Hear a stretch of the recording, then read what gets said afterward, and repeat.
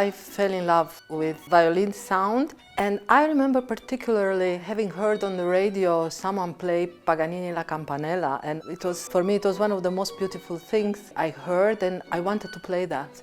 My father was a violinist himself, and he taught me to play small melodies, and from the very beginning I was caught into the violin playing. I think it's a responsibility of parents and early educators to create a contact between a child's ear and the classical music. If they are exposed early enough and told that it's an incredible gift, I think it gradually could grow into an interest. I noticed in the last 2-3 years, there are also some people in a younger age in the public. What I think it's that maybe more and more younger people discover the benefits from listening to classical music. The times are very hectic, the times we live in. Everything is very fast. Maybe they see it as a form of enjoying your time, relax.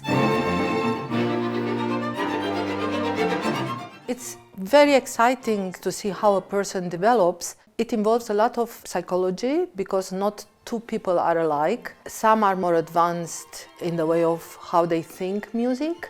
Some are more intuitive.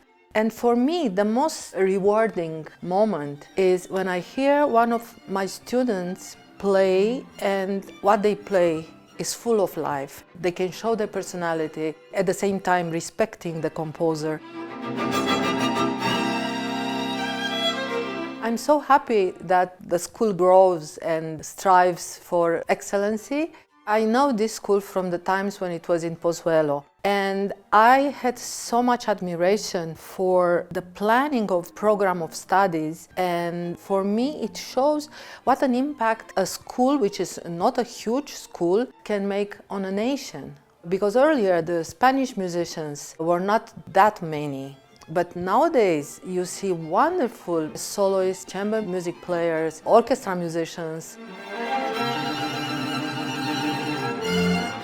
I think chamber music plays an important role in musical education because it's on the principle of hearing and being heard.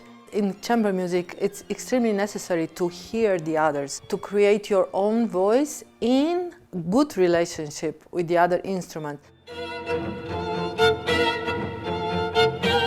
I hated competitions. I don't think it has a human factor because you compete against your peers, but it was necessary because the fact that you have to learn a lot of repertoire, and that's good. And you have to build up the stamina, the endurance, the focus, all these things I think are positive factors. Talent is important. Then you have to have quite a good capacity of work that you don't give up, because there are many moments which can be discouraging, but should not be any hesitation in how you want to pursue what you feel you love. The danger of thinking that you have to achieve something until a certain age. That it's not true, simply. I had the chance to play with Menahem Pressler a few years ago, and he was still learning things. It's an example for the young people to understand that you learn all your life. I think that can help become a robust musician with a good mind and a good heart and a long musical life.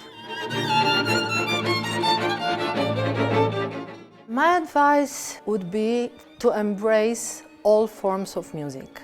When they start, many parents of the children, they see as models wonderful soloists, and they hope for their children to become one day something like that, and the children also hope themselves, which is not bad to have that wish because it makes you want to get better. But they have to understand that gradually not everybody would become a soloist.